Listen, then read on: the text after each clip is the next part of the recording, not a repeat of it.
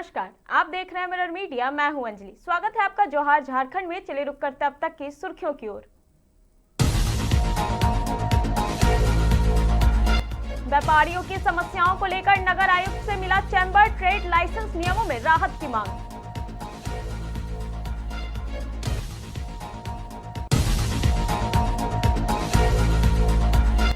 देवघर में श्रावणी मेला 2026 की तैयारी तेज। 65 सांस्कृतिक दलों ने दिखाया हुनर।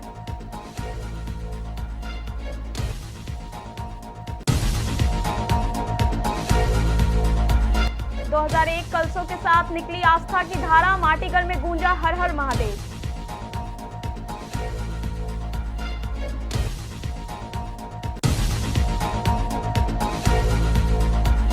मुहर्रम को लेकर प्रशासन अलर्ट। चिरकुंडा में अखाड़ा कमेटियों संग बनी रणनीति।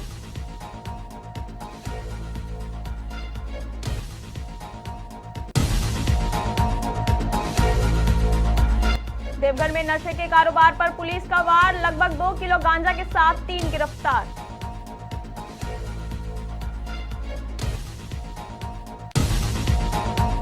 अब खबरें विस्तार से। धनबाद में बैंक मोड़ चैम्बर ऑफ कॉमर्स का एक प्रतिनिधि मंडल नगर निगम पहुंचा और नगर आयुक्त आशीष गांगवर के साथ विभिन्न मुद्दों पर चर्चा की। प्रतिनिधि मंडल में शामिल प्रमोद गोयल और लोकेश अग्रवाल ने ट्रेड लाइसेंस के नवीनीकरण में हो रही परेशानियों को उठाते हुए होल्डिंग टैक्स की अनिवार्यता खत्म कर प्रक्रिया को सरल बनाने की मांग की। बैठक में बैंक मोड़ स्थित पुराने कुएं के संरक्षण और सौंदर्यीकरण के साथ साथ पुराने भवनों में रेन वाटर हार्वेस्टिंग लागू करने में आ रही व्यवहारिक समस्याओं पर भी चर्चा हुई। नगर आयुक्त आशीष गांगवर ने प्रतिनिधि मंडल को आश्वासन दिया कि उनकी मांगों पर पहल की जाएगी और निगम क्षेत्र में आवश्यक सुविधाओं के लिए जरूरी कदम उठाए जाएंगे। ट्रेड लाइसेंस, रेन हार्वेस्टिंग और होल्डिंग नंबर के मद्देनजर आदि परेशानियों को देखकर मुलाकात किए हैं। ट्रेड लाइसेंस जो है हर दुकानदार की ज़रूरत भी है और कानूनी प्रक्रियाएं भी है। उसको बनाने में जो है उसको रिन्यू करने में कई तरह की जटिल समस्याएं आ रही है जो कि व्यवहारिक बिल्कुल नहीं है। सरकारी आदेश के अनुसार हर ट्रेड लाइसेंस के लिए होल्डिंग नंबर की अनिवार्यता है। होल्डिंग नंबर जो है इसकी बाध्यता स्वामित्व पर होती है, मकान मालिक की होनी चाहिए। दुकानदार वहाँ ट्रेड करता है, ट्रेड में जो है उसकी बाध्यता नहीं होनी चाहिए। उस बाध्यता के कारण जो है धनबाद में हजारों दुकानदार जो है उनका ट्रेड लाइसेंस नहीं बन रहा है, जिससे उनके व्यापार में दिक्कत आ ही रही है। साथ में नगर निगम का जो है करोड़ों का राजस्व का नुकसान हो रहा है। तो हमने यही बताया कि इसमें ट्रेड लाइसेंस की में जो होल्डिंग की बाध्यता है उसे समाप्त किया जाए, ताकि निगम को भी जो है, ये तो सालाना कर है, हर साल मिलना है, निगम को भी टैक्स पूरा मिले और व्यापारी अपना व्यापार कर सके। कि जैसे वाटर हार्वेस्टिंग के लिए जो बैंक मोड़ में कई दुकानें, कई मार्केटें ऐसी हैं जो ऐतिहासिक नगर निगम के द्वारा ही घोषित की गई है, उसके लिए नगर निगम में एक कमेटी बनाई थी और उस कमेटी ने अपनी लगभग रिपोर्ट तैयार कर ली है, जैसा नगर आयुक्त साहब ने हमें बताया। और ये कमेटी के निर्णय के हिसाब से इनकी सबकी वाटर हार्वेस्टिंग जहां नहीं बन पा रहा है, जो पुरानी मार्केटें हैं, वहां पर इसके अतिरिक्त राशि से दुकानदार बच पाएंगे और इसमें टैक्स भी नगर निगम को मिल पाएगा। चूँकि हम लोगों का अभी जितना भी ट्रेड लाइसेंस है वो रिन्यूअल प्रोसेस में चल रहा है, तो इसके लिए हम लोगों ने एक अभियान करा है। कैंप मोड में हम लोग ट्रेड लाइसेंस कर रहे हैं, तो उस ट्रेड लाइसेंस के वापस रिन्यू कराने में कुछ चैलेंजेस आ रहे थे, तो उसी को डिस्कस करने के लिए bank mode chamber of commerce के जो भी इलेक्टेड रिप्रेजेंटेटिव्स हैं और उनके संबंधित पदाधिकारीगण लोग हैं, वो लोग आए थे। उन्होंने अपनी समस्याएं बताई और हम लोगों ने डिस्कस किया कि उन समस्याओं को कैसे रिजॉल्व कर सकते हैं, तो उसी बारे में बातचीत हुई थी। उनके जैसा कि सभी लोगों को पता है कि जहाँ पर रेन हार्वेस्टिंग स्ट्रक्चर नहीं, वहाँ पर हम लोग 1.5 गुना होल्डिंग टैक्स लेते हैं। तो उनके इस तरह से कुछ निकल के आए कि सर बहुत ज़्यादा पुरानी बिल्डिंग है यहाँ पर, जहाँ पर रेन वाटर हार्वेस्टिंग नहीं होता है, वहाँ पर छूट के लिए उन्होंने बोला कि क्या कोई ऐसा प्रावधान है। तो हम लोग अपनी टीम के साथ एक बार बैठक करके देखेंगे कि इसका किस तरह से। विश्व प्रसिद्ध राजकीय श्रावणी मेला 2026 को भव्य, दिव्य और शिवमय बनाने की तैयारियां तेज हो गई है। इसी क्रम में देवघर के सूचना भवन में सांस्कृतिक दलों के चयन के लिए महा ऑडिशन का आयोजन किया गया, जिसमें विभिन्न जिलों से आए करीब 65 दलों ने हिस्सा लिया। कलाकारों ने भजन, लोकगीत, ढोल, डमरू और पारंपरिक नृत्यों की प्रस्तुतियों से माहौल को भक्तिमय बना दिया। जिला जनसंपर्क विभाग के अनुसार चयनित दलों को ए, बी और सी ग्रेड में वर्गीकृत किया जाएगा और उन्हें प्रतिदिन 5,500 से 7,000 रुपए तक का मानदेय दिया जाएगा। श्रावणी मेले के दौरान चयनित दल कांवरिया पथ, दुम्बा बॉर्डर और विभिन्न सांस्कृतिक मंत्रों पर अपनी प्रस्तुतियों से श्रद्धालुओं का स्वागत करेंगे। श्रावणी मेला 2026 के लिए हम लोगों ने अखबार के माध्यम से विज्ञापन प्रकाशित करवाया था कि जो भी इच्छुक लोग हैं, कलादल है, जो संगीत प्रेमी है, वो भरे फॉर्म को। और इसके रिगार्डिंग में उन्होंने फॉर्म भरा यहाँ पे।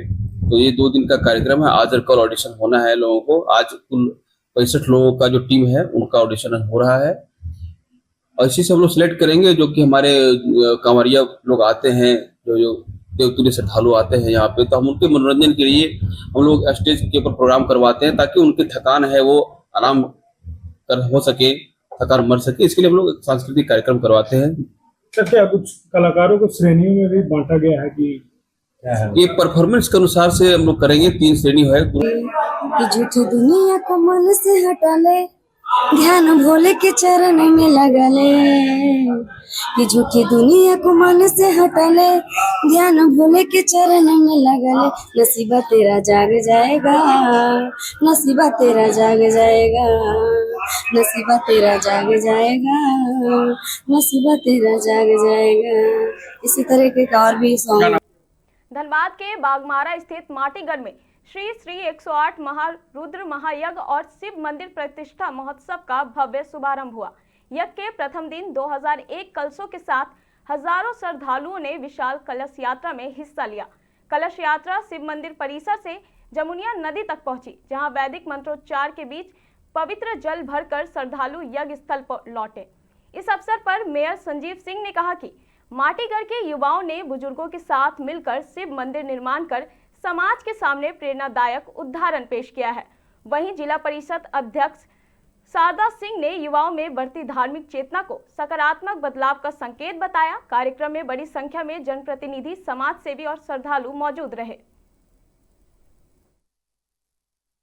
सनातन हमारे पूर्वज जो जिनकी पूजा करते थे, जिनसे हमें शक्ति मिलती थी, जिनसे हमसे ताकत मिलती थी, जिससे हम जिस अन्याय से हम लड़ सकते थे, उस चीज़ को दिखाने का, नई पीढ़ियों को दिखाने का ये मौका मिला है। यह मंदिर निर्माण नहीं है, ये हम लोगों के पूर्वजों का किया हुआ कार्य है, जो उसको फिर से पुनर्स्थापित किया जा रहा है। मैं कमेटी के सभी लोगों को, यहाँ के सभी साथियों को धन्यवाद देता हूँ कि अपनी पुरानी चीज़ों को फिर से ताज़ा करके नई पीढ़ियों के सामने रखने का काम करते हैं। हमारा सनातन मजबूत रहेगा तो निश्चित रूप से हमारा देश मजबूत रहेगा, और देश मजबूत रहेगा तो झारखंड और धनबाद जिला मजबूत। स्टेज पे हमारे सभी गार्जियन, मुख्य अतिथि के तौर पे माननीय महापौर श्री संजीव सर जी, कन्हैया चौहान जी और माटीगढ़ के मुखिया इंदल यादव जी, सभी लोगों ने मिलकर इस प्रोग्राम में आज अपना बहुमूल्य समय देकर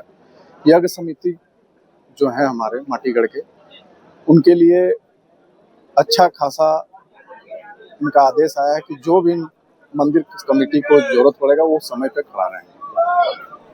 आने वाले समय में बागमारा में कुछ राजनीतिक कदम रखने का नहीं, ये राजनीतिक माहौल नहीं है। धनबाद के चिरकुंडा में मोहर्रम पर्व को शांतिपूर्ण और सौहार्दपूर्ण माहौल में संपन्न कराने के लिए प्रशासन ने तैयारियां तेज कर दी है। इसी कड़ी में चिरकुंडा थाना परिसर में थाना प्रभारी आशुतोष कुमार की अध्यक्षता में विभिन्न अखाड़ा दलों के साथ बैठक आयोजित की गई। बैठक में 23 जून से शुरू होने वाले ताजिया जुलूस और अखाड़ों के प्रस्तावित रूट, सुरक्षा व्यवस्था और संभावित रूट डायवर्जन को लेकर विस्तार से चर्चा की गई। थाना प्रभारी ने सभी समितियों से आपसी समन्वय बनाए रखने और प्रशासन के निर्देशों का पालन करने की अपील की। बैठक में इस बात पर सहमति बनी कि मुहर्रम पर्व को शांति, सौहार्द और अनुशासन के साथ संपन्न कराया जाएगा। प्रशासन ने भी हर जरूरी सुरक्षा व्यवस्था सुनिश्चित करने का भरोसा दिया।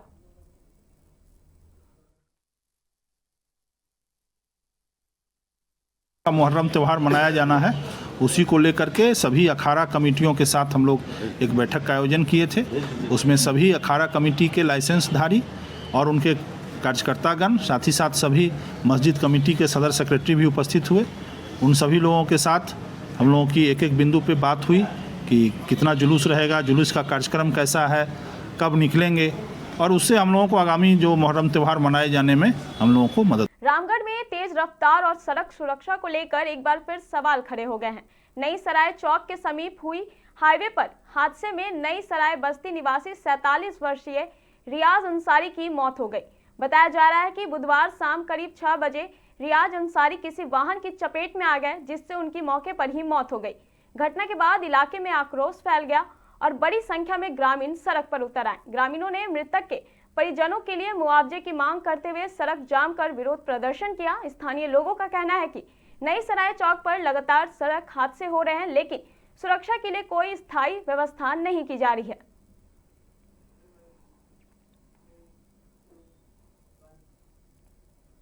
देवघर पुलिस ने नशे के अवैध कारोबार के खिलाफ बड़ी कार्रवाई करते हुए 3 तस्करों को गिरफ्तार किया है। गुप्त सूचना के आधार पर कुंडा थाना क्षेत्र के कोरियासा मैदान में छापेमारी कर पुलिस ने करीब 1.9 किलोग्राम गांजा बरामद किया है। कार्रवाई के दौरान एक होंडा साइन मोटरसाइकिल, 5,150 रुपए नगद और 2 मोबाइल फोन भी जब्त किए गए। गिरफ्तार आरोपियों की पहचान लाल गोविंद मंडल, बिंदु कुमार मंडल और कुणाल मंडल के रूप में हुई है। पुलिस ने तीनों के खिलाफ NDPS एक्ट के विभिन्न धाराओं के तहत मामला दर्ज कर लिया है। पुलिस का कहना है कि जिले में नशे के कारोबार के खिलाफ अभियान आगे भी जारी रहेगा।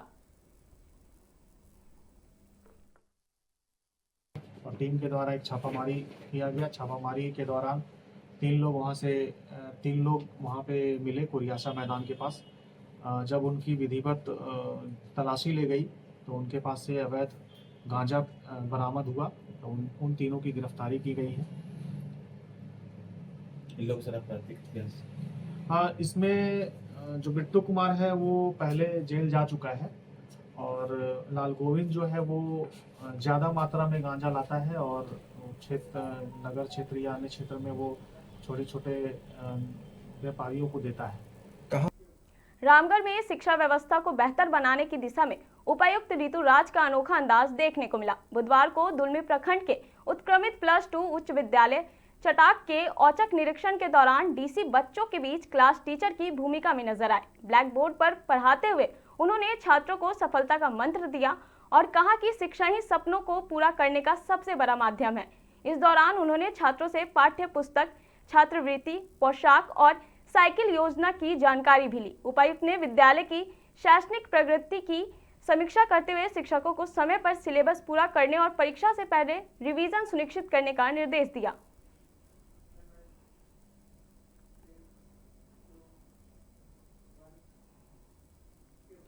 झारखंड सरकार जहां हर जरूरतमंद तक आवास योजना का लाभ पहुंचाने का दावा कर रही है, वहीं देवघर के करो प्रखंड के पथरोल पंचायत स्थित सिमरा गांव से एक विधवा महिला ने उपेक्षा का आरोप लगाया है। पीड़िता दुखनी देवी का कहना है कि प्रधानमंत्री आवास योजना के तहत जियो टैगिंग के दौरान उनके घर को प्रक्रिया में शामिल नहीं किया गया, जबकि आसपास के अन्य लाभुकों का काम किया गया। महिला का दावा है कि कई बार अधिकारियों और प्रखंड कार्यालय के चक्कर लगाने के बावजूद उन्हें कोई राहत नहीं मिली।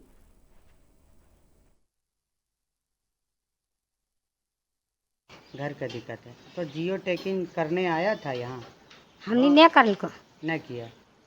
काहे नहीं किया? कैसे कहा? तो आपको आवास मिला?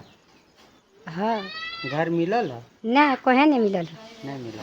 अभी कहाँ रहते हैं वर्तमान समय में आप? यहीं रह जो। किसके घर में? ये अपन भीनू माटी के घर में। इसी में रहते हैं। हाँ।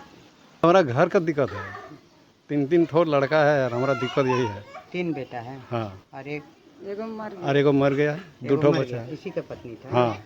क्या उसके बाद क्या होगा? इसमें दिक्कत यही है, हमारा जो घर यहाँ देखे फोटो कर लेके और हमारा रुक कहते रहिए, हमारे नहीं सुन लगे। मतलब जियो टैगिंग आपका बगल में किया और आपको नहीं किया। हाँ। अच्छा। तो इसलिए हम मैंने आज बुलाए हैं। तो झारखंड सरकार से आपका क्या मांग रहेगा? हम मांग रहे हैं घर। बोला आगू दिन में वीडियो साहब है, हमसे नहीं होगा। हम कागज पेपर लगा के वीडियो साहब के दिखाते हैं, लेकिन वो बात नहीं मानते। बोला हमको अब नहीं होगा। वीडियो साहब? हाँ, वीडियो साहब बोलते हैं, बोला हमसे अब नहीं होगा, बहुत दिन हो गया बोल। तो हम यही बेटा पुतोह यह कष्ट में रखते हैं गुजर करके। मुखिया जी के पास गए थे आप? मुखिया जी के पास गए हैं, बोले हम लोग क्या करते हैं, घर खत्म हो गया, बोले नहीं है।